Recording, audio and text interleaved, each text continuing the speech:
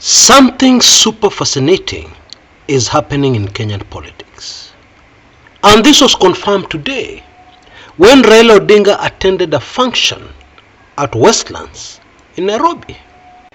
This function was a meeting between religious leaders from the Mulembe nation, the Westlands legislator Tim Wanyonyi, and Raila Odinga, or shall I say ODM.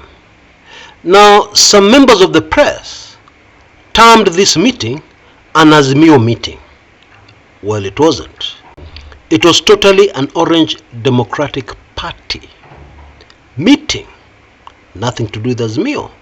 ODM, of course, is in the Azimio coalition. Now, why did this particular function confirm the rather super fascinating thing that is unfolding in our politics, and especially the politics of one Raila Odinga? I will tell you.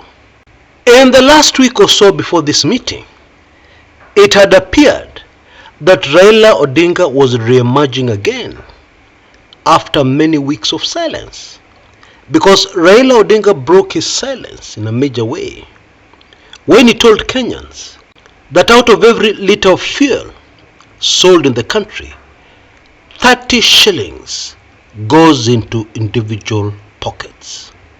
And therefore many expected that he would make yet another major revelation, yet another explosive revelation in Westlands.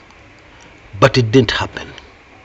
Indeed, there are some amongst those who follow Raila and have followed Raila for a long time who are more than a little confused. What is Raila really up to? That is the question they're asking. Many of them who know Raila well know that Raila must be up to something. But they're wondering, what is Agwambo really up to? Because one day he comes out very forcefully, the next day is sticking to ODM, local affairs, because his speech in Westlands dwelt mostly on Nairobi politics. I can't resist a fascinating aside here. Raila, in his speech, regretted asking Tim Wanyonyi to step down from running for the governorship of Nairobi, which in the end Azimio lost, ODM lost, which was not acceptable considering the fact that the Senator of Nairobi is ODM, the women's rep is ODM, the party also dominates in terms of MPs in the Nairobi area. So how the heck did they lose the gubernatorial seat, which of course went to Johnson Sakaja of UDA? In fact, Raila surprised me because he went further and he confessed that the Azimio candidate for the Nairobi gubernatorial seat was weak. Kulikuwa na shida hapo, he told the people. At this meeting in Westlands, several speakers appealed to Baba to relaunch his aggressive campaigns against the excesses of the Kenya Kwanza government. Many of them appealed to him.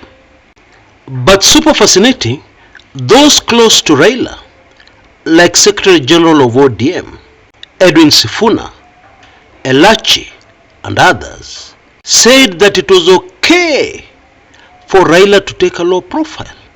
He had already done more than enough for the country. Now I found that very, very interesting.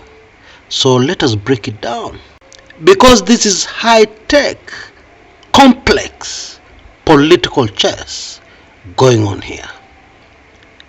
In my opinion, bila kizungu mingi, what Raila is currently doing is employing guerrilla warfare politics.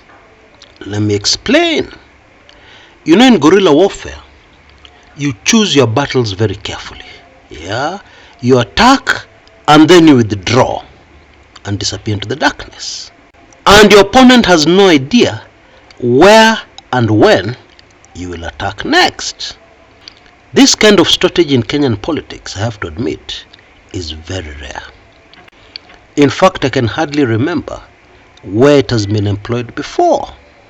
And there are two reasons, in my opinion, why somebody would want to employ guerrilla warfare political tactics in their politics. Number one, it is not yet time for them to make a full-blown assault, political assault, on their political opponents. Number two, the reason could be that in their assessment, they have realized that their political opponent is way too powerful and too strong to attack directly.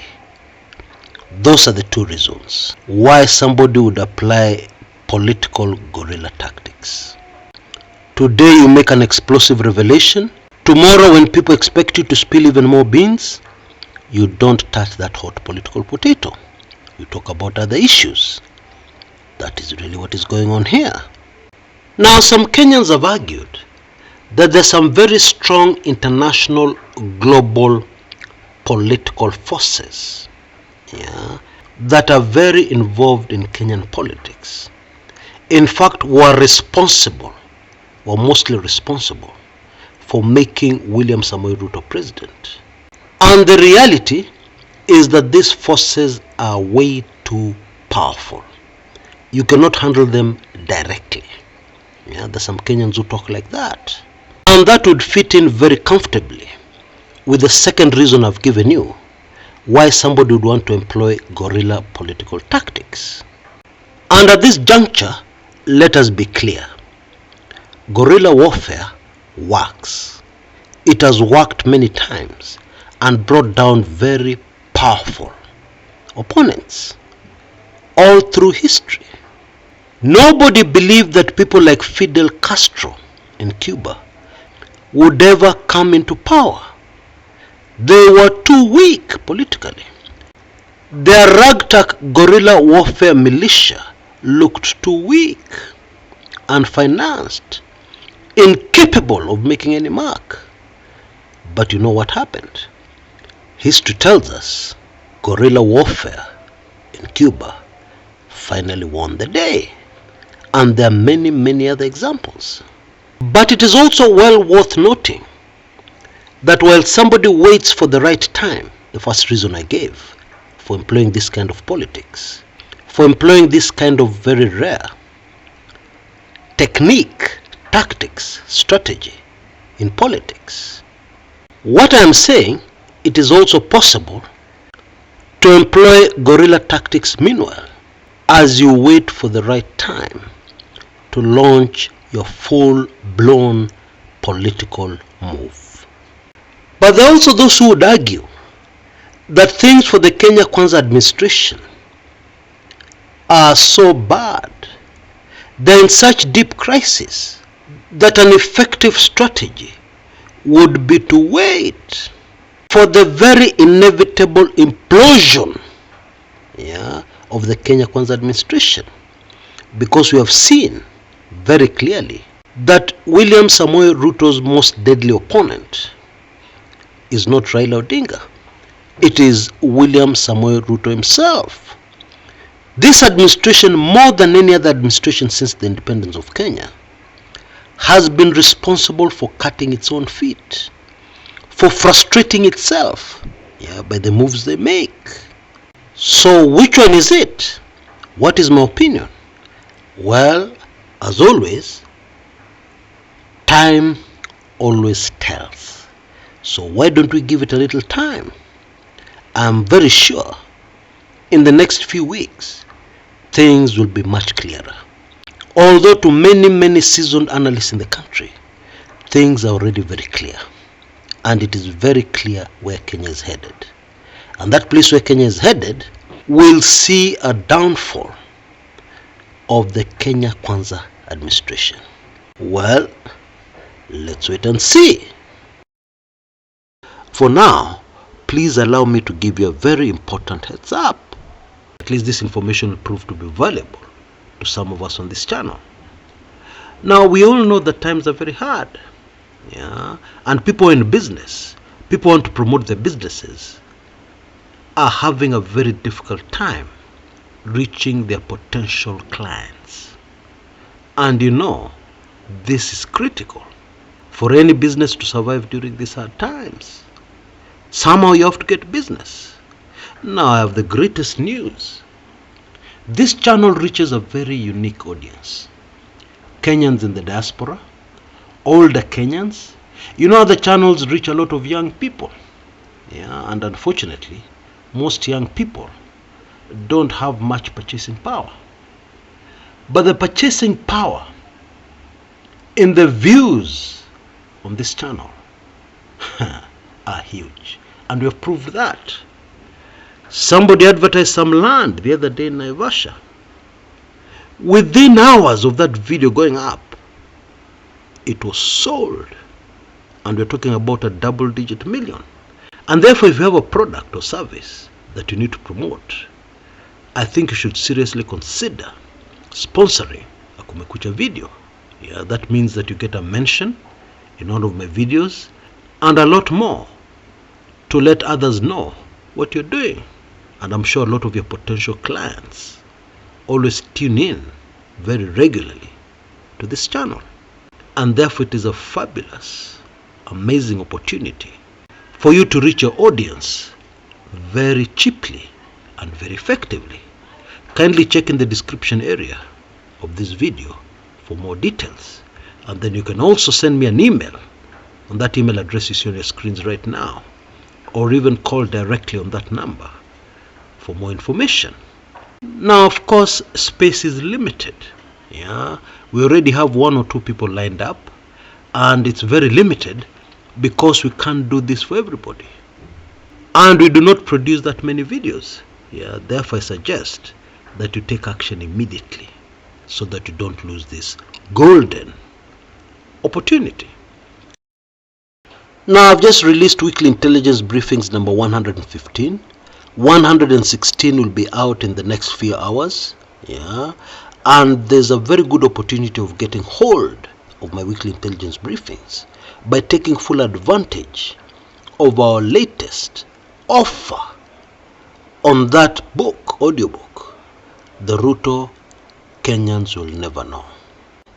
There is a unique opportunity over the next 24 hours to do so. If you feel that you need this very important content and your budget doesn't quite cut it to enable you to get your hands on it, for the next 24 hours, you can name your price. Lakini usinifinye sana. And for that reason, the limit will be 50. Yeah, the first 50 to send me an email on that email address you see on your screens right now. You miss this at gmail.com. Naming your price. And then guess what? I will also throw in another valuable Kumekucha book. You can choose for yourself, or you can allow me to choose for you. The most liked of my other ebooks, of course, is Dark Secrets of the Kenyan Presidency, How Mutula Kilonzo Sr. was murdered. Yeah. And then there's another one called The President's Lovers. Now that last one of you took it in recently, and they were delighted, very excited about it. And yes, it talks about a Kenyan president. And so, you have this very exciting opportunity. Please take full advantage of it. Until next time, this is Chris Kumekucha.